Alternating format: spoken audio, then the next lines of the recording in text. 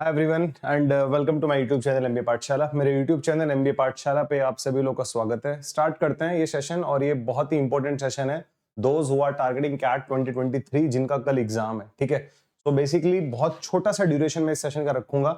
I literally don't want to waste your time guys. I know ये time आप लोगों के इतना इंपॉर्टेंट है। ठीक है, एंड कंप्लीटली फोकस करो, अपने मन को शांत रखो और बहुत ही पॉजिटिव एनवायरनमेंट क्रिएट करो अपने आसपास। ठीक है, स्टार्ट करते हैं। ठीक है, देखो dos and don't on the day. ठीक है, कैट 23 कल हमारा एग्जाम है। ठीक है, एंड आई होप आप लोगों ने अपनी इस जर्नी में बहुत ज्यादा मेहनत किया होगा, बहुत ज्यादा स्ट्रगल किया होगा, बहुत सारी चीजें छोड़ी होंगी जो आप पहले कर रहे होंगे। ठीक है, आपने एक प्रॉपर शेड्यूल बनाया होगा अपना पढ़ने का। ठीक है, जब आपने इतना काम किया है तो थोड़ा सा एक पॉजिटिव माइंडसेट और बना लो। अगर आपने बहुत मेहनत करी है तो डोंट वरी गाइस, सिलेक्शन भी आप ही का होगा। बस इतनी बात क्लियर रखो। ठीक है, सिलेक्शन भी आप ही का होगा और आपने मेहनत करी है तो कोई किसी और का सिलेक्शन कैसे हो सकता है। आपको अपने प्रिपरेशन पे फेथ रखना पड़ेगा। ठीक है, देखो सबसे पहले तो मैं आप लोगों को बता दूं एक इंपॉर्टेंट जो इंस्ट्रक्शन होते हैं जो हमारे एडमिट कार्ड के नीचे लिखे रहते हैं, ये इंस्ट्रक्शन से आप एक बार गो थ्रू हो जाना। ठीक है, इसमें इंपॉर्टेंट चीजें दो चार है, मैं उनको हाईलाइट भी कर देता हूं। ठीक है, बाकी आप लोग इसको पूरा रीड कर लेना। एक तो उन्होंने बोला है कि आपको देखो, please affix the same photograph as uploaded while registering for CAT at the indicated place, और अपने सिग्नेचर भी कर लेना। ऐसा बोला है, admit card is valid only if the candidate's photograph and signature images are highly eligible printed. ठीक है, दूसरी बात, आपको कोई एक अपना आइडेंटिटी प्रूफ पिक कर लेके जाना है। पैन कार्ड हो सकता है, डीएल हो सकता है, वोटर आईडी कार्ड, पासपोर्ट, आधार कार्ड, ये क्लियरली मेंशन्ड है। मतलब मुझे नहीं लगता कि एक कैट एस्पिरेंट को पढ़ने में भी दिक्कत होगी। ठीक है, candidate must reach the centre as indicated against reporting entry time at the centre. जैसे कि आपको पता है जो हमारा फर्स्ट स्लॉट है, ठीक है, जो हमारा फर्स्ट स्लॉट है हमारे एग्जाम का, उसका जो टाइम है, ठीक है, स्लॉट 1 का जो टाइमिंग है वो 8:30 टू 10:30 है, एंड स्लॉट 2 का कितना है हमारे पास, ठीक है, 12:30 टू 2:30 है, और स्लॉट 3 का कितना है 4:30 टू 6:30। और गेट क्लोजिंग टाइम मतलब उसके बाद एंट्री नहीं होगी, 15 मिनट पहले है। ठीक है, मतलब पहले स्लॉट का गेट क्लोजिंग टाइम कितना है, 8:15 पे हर हालत पे पहुंच जाना, 12:15 पे हर हालत पे आपको अंदर एंट्री ले लेनी है, और 4:15 पर आपको एंट्री ले लेनी है। ठीक है, ये बात समझ में आ गई। और एग्जाम से 1.5 घंटे पहले आपका एग्जाम में एंट्री होना शुरू हो जाएगा, यानी कि 7 बजे पहले स्लॉट वाले बच्चों का एंट्री शुरू हो जाएगा। आप कॉलेज के अंदर सेंटर के अंदर जा सकते हो। 12:30 वाले यानी 11 बजे आपको सेंटर में अंदर अलाउ कर देंगे जाना, वो ऐसे ही 4:30 वाले 3 PM पे आपको सेंटर के अंदर जाना अलाउ कर देंगे। बाकी प्रोसेस के लिए जो बायोमेट्रिक वगैरह होता है वहां पर, उन चीजों में भी टाइम लगता है, इसलिए आप अंदर एंट्री ले सकते हो। ठीक है, तो ये चीजें हो गई। बाकी मतलब अब एक इंपॉर्टेंट इसमें एक और देखना, ये वाला पॉइंट जरा, ठीक है, ये वाला, हाँ, mobile phone, electronic gadgets, watches, calculator, stationery item, paper, wallet, goggles extra will not be allowed inside the test centre. Candidate must not wear any jewellery और any other item containing metal. लड़कियां specially ध्यान रखें इस चीज का। ठीक है, आपको कोई भी ज्वेलरी पहन के नहीं जानी है, आपके चाहे ईयर रिंग हो, चाहे नोज पिन हो, कुछ भी हो, अपने सारे ये बाबू सोना वाली रिंग्स निकाल के चले जाना। ठीक है, हाँ, सब कुछ, इवन जो आप कड़ा पहन के रखते हो, ठीक है, कुछ लोग कड़ा पहन के रखते हैं, वो भी निकाल के चले जाना। बिल्कुल, इवन बेल्ट भी लगा के नहीं जाना है, ऐसे कोई ट्राउजर पहन के मत चले जाना बिना बेल्ट के नीचे खिसक जाए। ठीक है, बेल्ट भी उतरवा देते हैं वो। और शूज बहुत लाइट शूज पहन के जाना, जिसमें चेकिंग वेकिंग के लिए आपको परेशान ना करे वो। अगर और कोशिश करना अगर स्लीपर्स में जा सकते हो तो बहुत अच्छी बात है, आपको कोई परेशान करेगा ही नहीं। ठीक है, मतलब हर जगह तो देखो लोअर में पॉसिबल नहीं है, क्योंकि कुछ जगह सर्दियां भी है। ठीक है, तो कोशिश करना बहुत लूज कपड़े पहन के जाओ, ताकि बॉडी का ब्लड सर्कुलेशन करता रहे। ब्लड सर्कुलेशन अच्छी तरह चलता है तो माइंड बहुत अच्छी तरह काम करता है। ठीक है, तो टाइट कपड़े पहन के मत जाना। ठीक है, वो देखो यार आपकी चॉइस है, बट मैं आपको सजेस्ट कर सकता हूँ, ये मेरा पॉइंट था। ठीक है, कहने का इसने लिखा हुआ है, क्योंकि देखो shoes, footwear with thick soles and garment with large bottom are not permitted, clearly mentioned है। ये सब एक बार पढ़ लेना, जो इसमें मेन मेन पॉइंट थे। फोटोग्राफ आपका सेम फोटोग्राफ होना चाहिए जो आपने अटेस्ट किया था फॉर्म भरते टाइम, और उसको पेस्ट करके उस पर साइन कर लेना, वो आपको चाहिएगा। एंड दूसरी चीज, आपके पास एक फोटो आइडेंटिटी प्रूफ होना चाहिए, पैन कार्ड, डीएल, जो भी यहां पर मेंशन्ड है। ये जो मेटल की कोई भी चीज लेके नहीं जानी है, इवन कॉपी, पेन, पेपर आपको सब अंदर ही मिलेगा। आपको पूरा खाली जाना है। ठीक है, माइंड से भरा हुआ जाना है, बाकी कुछ लेके नहीं जाना। ना आपके हाथ में रिंग होनी चाहिए, ना कड़ा होना चाहिए, ना लड़कियों के लिए ईयर रिंग, नो स्पिन, कुछ नहीं होना चाहिए। बिल्कुल घर पे निकाल के चले जाओ। पेपर देने जा रहे हो ना, सजने भरने की क्या मतलब वो है। ठीक है, पेपर देने जा रहे हो, पेपर के हालातों में जाओ। ठीक है, लूज कपड़े पहन के जाओगे तो थोड़ा ब्लड सर्कुलेशन बॉडी का अच्छी तरह रहता है, एक थोड़ा मतलब बॉडी अच्छी तरह काम करती है। ठीक है, ऐसा नहीं रहता कि हम लोग भूल जा रहे हैं चीजें, इस तरह से वो वाली हरकतें नहीं होती। ठीक है, बाकी इसको एक बार आप लोग रीड कर लेना, बहुत ही इंपॉर्टेंट है। जो इंपॉर्टेंट इंस्ट्रक्शंस थे मैंने बता दिए, फिर भी आप इसको एक बार रीड कर लेना गाइस, एक एक पॉइंट, ये 14 के 14 पॉइंट्स एक बार रीड कर लेना, ठीक है। नॉर्मल पॉइंट्स लगते हैं सारे, बट रीड कर लेना, मैं आपको पहले बता रहा हूं, ठीक है। अब देखो जरा, मैंने कुछ पॉइंट्स आप लोगों के लिए मेंशन लिखे थे पहले, जब मैं इस सेशन को रिकॉर्ड करने से पहले जा रहा था। वैसे तो अपने को सेशन लाइव लेना था, ठीक है, बट लाइव मेरे पास सुबह से इंटरनेट नहीं है, ठीक है। हमारी सोसाइटी की पूरी वो गायब है, फाइबर केबल सारे काट दिए हैं क्योंकि सड़क वड़क कुछ बन रही है, ठीक है। हाँ, तो मैंने कुछ पॉइंट्स आप लोगों के लिखे हैं, उनको मैं बता देता हूँ जल्दी से। पहला पॉइंट तो ये है, जो मैंने आपको सेशन स्टार्ट होते टाइम ही बोला है, आपको अपनी प्रिपरेशन पे फेथ रखना है, ठीक है। आपने जो मेहनत करी है वो बर्बाद नहीं जाएगी, 101% आपको उसका रिजल्ट मिलेगा, ठीक है। अभी हमारा पूरा फोकस सिर्फ कल पे है, कल के बाद क्या होगा वो कल डिस्कशन करेंगे, व्हाट आफ्टर कैट, ठीक है, वो कल की बात है, ठीक है। अभी हमने बता दिया हमारा पूरा फोकस कैट पे है। अगर मैंने कैट का फॉर्म भी भरा है, भले ही मैंने टाइम पास के लिए भरा हो, मेरा फोकस पूरा कैट पर रहेगा। मैं पूरी कोशिश करूंगा कि मैं यहां से अच्छा आउटपुट निकाल पाऊं, ठीक है। आपको पता वही है, पैटर्न वही है, 66 क्वेश्चंस, ठीक है। और अपने पास क्वांट के 22 क्वेश्चंस आएंगे, इसके 20 क्वेश्चंस आएंगे, इसके 24 क्वेश्चंस आएंगे, ठीक है। कोशिश करना आप एटलीस्ट 50% क्वेश्चन ठीक करके आओ, मतलब आउट ऑफ 66 33 क्वेश्चंस भी अगर आपने ठीक कर दिए, 40 क्वेश्चन करे, 33 ठीक हो गए, तो आप एक अच्छा परसेंटाइल लाने वाले हो। कैट एक ऐसा एग्जाम है, अगर आपके इसमें 50% मार्क्स भी आ रहे हैं तो इट मींस आप टॉप स्कोरर्स की लिस्ट में हो, ठीक है। 198 का पेपर है, अगर उसमें से आधा कितना होता है, 99 मार्क्स भी अगर आपके आ गए, तो इट मींस आप एक अच्छी जगह स्टैंड करते हो, आपको बिल्कुल भी टेंशन नहीं लेनी है। आई थिंक ये पूरी प्रिपरेशन की जर्नी में आपको पता होगा। दूसरा इंपॉर्टेंट पॉइंट इसमें क्या है बच्चे, दूसरा इंपॉर्टेंट पॉइंट है सिलेक्शन का इंपैक्ट, मतलब जो हमारा किसी भी सिलेक्शन कह रहा हूं, सेक्शन का इंपैक्ट। वीआरसी सबसे पहले आएगा एग्जाम में, पता है आप लोगों को। वीआरसी के वो 40 मिनट होंगे, अपना 100% देना उस 40 मिनट में। जैसे ही वीआरसी सेक्शन, मतलब कभी कभी मतलब होता है कि आपको पता होगा, ऑटो सबमिट होता है। आप मान लो वीआरसी के आपने 12 क्वेश्चन सॉल्व कर लिए, आप 13th क्वेश्चन टिक कर रहे थे, वो टाइम पूरा हो गया, तो वो ऑटो सबमिट है, मतलब आपको सबमिट करने की जरूरत नहीं पड़ती, ठीक है, वो खुद ही हो जाता है। तो 40 मिनट जैसे ही वीआरसी पे स्पेंड करें, अब वीआरसी के बारे में सोचना भूल जाओ, जो अच्छा आपने किया वो सबसे बेस्ट किया है, उसके बारे में सोचोगे तो डीएलआर पे इंपैक्ट पड़ेगा, मत सोचना, बिल्कुल भी मत सोचना। 40 मिनट की 3 रेस है, मुझे हर रेस में अपना बेस्ट देना है। जैसे ही वीआरसी का सेक्शन कंप्लीट हो, एक लंबी सी सांस लेना, ठीक है। लंबी सी सांस लेने के बाद अपना 3 4 या 5 या 6 मिनट भी, मैक्सिमम 6 से 7 मिनट आप ये सोचने में लगा सकते हो कि दीज आर द 2 सेट्स जिनको मैं चूज करके आगे बढ़ रहा हूं। पहले मैं ये वाला सेट करूंगा, फिर मैं सेट करूंगा, अगर मेरे पास टाइम बचता है तो मैं ये वाला सेट करूंगा। आपने बहुत सारे मॉक टेस्ट लगाए होंगे, मुझे बताने की जरूरत नहीं है, आपने देखा होगा कोई कोई डीएलआर का सेट ऐसा होता है, उसको सॉल्व करने में 22 मिनट लग जाते हैं।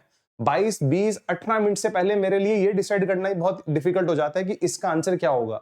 बट जैसे ही एक बार पूरा सेट सॉल्व हो जाता है, अगले 30 सेकंड में मैं सारे के सारे आंसर टिक कर सकता हूं। तो ये याद ध्यान रखना, डीएलआर इसलिए वहां पे सेट आता है, क्वेश्चंस नहीं आते, वहां पे क्या आएगा, सीधा सीधा सेट आएगा। ये अपने मन में बिल्कुल क्लैरिटी रखना आप लोग। यहां तक की बात क्लियर है आप लोगों को, ठीक है। तीसरी चीज जो हमें ध्यान रखनी है, जैसे हमारा डीएलआर पूरा हो जाएगा, मतलब डीएलआर में हर बार का है, बच्चे बहुत परेशान होते हैं, आपको सिर्फ अपना बेस्ट दे के आना है, ठीक है। टारगेट है 4 में से 2 सेट पूरे करके आना है। कुछ बच्चे ऐसे भी होंगे जो 3 सेट करके आएंगे, कुछ बच्चे ऐसे भी होंगे जो सिर्फ 1 सेट करके आएंगे, कुछ बच्चे ऐसे भी होंगे जो 1 सेट के साथ साथ 2 या 3 क्वेश्चन करके आएंगे, ठीक है। देखो 2 सेट तो करके आने हैं, ठीक है। 2 सेट नहीं भी करके आ रहे हो, मान लो आपने 1 सेट किया, 2 क्वेश्चन करे, तो बहुत ही पॉजिटिवली डील करना है उसके बाद भी क्वांट को। ऐसा ना हो कि मेरा डीएलआर अगर थोड़ा ऊपर नीचे हो भी गया तो उसका बहुत नेगेटिव इंपैक्ट पड़ गया क्वांट वाले सेक्शन में। ये भी बहुत खतरे से खाली नहीं है, बात मैं पहले बता रहा हूं। डीएलआर में थोड़ा परसेंटाइल कम आ गया, बट आप क्वांट में अच्छा परफॉर्म कर गए तो वो इक्वल हो जाएगा ना, लॉजिकली सोचो, ठीक है। तो डीएलआर में अगर मान लो मेरा 1 सेट के बाद 2 या 3 क्वेश्चन ही बन पा रहे हैं, ठीक है, या मैं 2 सेट बना के आऊं, मैं श्योर नहीं हूं कि दूसरे सेट के मेरे सारे आंसर ठीक है नहीं है, ठीक है, तो उसका कोई भी इतना सा भी नेगेटिव इंपैक्ट हमारा क्वांट वाले सेक्शन में बिल्कुल नहीं पड़ना चाहिए। जैसे ही डीएलआर का सेक्शन पूरा हो जाएगा, उसके बाद फिर से एक लंबी सांस लेनी है और अब क्वांट में अपना बेस्ट देना है। कभी भी किसी भी क्वेश्चन पे ज्यादा टाइम नहीं वेस्ट करना, ना तो क्वांट में, ना डीएलआर में, ना वीआरसी में, ठीक है। ये नहीं कि आप 5 मिनट को लेके बैठे हो एक क्वेश्चन को, डीएलआर में पूरा सेट रहता है, वो सेट का आपको टाइम स्पेंड करना है, वो मैं जानता हूं, ठीक है। आप उस पर स्पेंड करोगे टाइम, आप 15 मिनट स्पेंड करोगे, 20 मिनट तक भी जा सकते हैं, बात 22 मिनट तक भी जा सकते हैं। कभी कभी हो सकता है कि एक सेट सॉल्व करने में 22 मिनट लग जाए, दूसरा सेट 12 मिनट में सॉल्व हो जाए, ऐसी पॉसिबिलिटी है। और ये अलग अलग चीजें आप लोगों ने मॉक टेस्ट के टाइम पे फेस करी भी होंगी, जब आपने डिफरेंट मॉक टेस्ट लगाए होंगे। तीसरी चीज मैं कह रहा हूं, डीएलआर कैसा भी जाए उसका इंपैक्ट क्वांट पे नहीं पड़ना चाहिए, ठीक है। 3 में से अगर 2 सेक्शन भी बहुत अच्छे परफॉर्म कर दिए, एक सेक्शन में थोड़ा ऊपर नीचे हो भी गया, तो वो चीजें सेट हो जाएंगी। बट ये वो तभी पॉसिबल है जब आपका इंपैक्ट नहीं पड़ेगा। डीएलआर खत्म, उसका इंपैक्ट पॉइंट पे नहीं पड़ेगा। बहुत ही सोच समझ के, मतलब आपके पिछले 8, 10, 12 महीने की मेहनत कल 2 घंटे डिसाइड करेंगे। रियलिटी है, ठीक है। बट वो 2 घंटे बहुत ही मेंटली शांत होके, बहुत ही पॉजिटिव एनवायरनमेंट बना के, ठीक है। कोई बच्चा नेगेटिव बात बोल रहे हैं, लोगों से दूर हो जाओ। और बच्चे 24 घंटे, यार 24 घंटे के लिए लोगों से दूर हो जाओ। तीसरा इंपॉर्टेंट चीज जो हमारे पास है, ये करने के बाद मैंने लिखा हुआ है सारा ताकि मैं भूल ना जाऊं, हमारा मैंने बोल तो दिया वैसे आपको, don't waste too much time on any question, ठीक है। मतलब जैसे कि मैं बोल सकता हूं क्वांट में ऐसा ना हो कि मैं किसी क्वेश्चन में अपने 5 मिनट लगा के बैठा हूं, 5 मिनट में भी मुझसे वो क्वेश्चन सॉल्व नहीं हो रहा, मैंने 5 मिनट लगा दिए, तो ये आपकी बर्बादी का रीजन बन सकता है, ठीक है। मैक्सिमम आप 4 मिनट लगा सकते हो किसी क्वेश्चन पे, ठीक है। मैक्सिमम आप 4 मिनट लगा सकते हो। क्वांट में आपने स्ट्रेटेजीज बनाई होंगी, मैंने भी बहुत सारी स्ट्रेटेजीज बताई थी। आज मैं स्ट्रेटेजी नहीं बताऊंगा, बस मैं बोलूंगा कि आपको किसी भी क्वेश्चन पे ज्यादा टाइम वेस्ट नहीं करना है। क्वांट में ऐसा जरूरी नहीं है कि सबके सारे के सारे सेक्शंस अच्छे हों, ठीक है।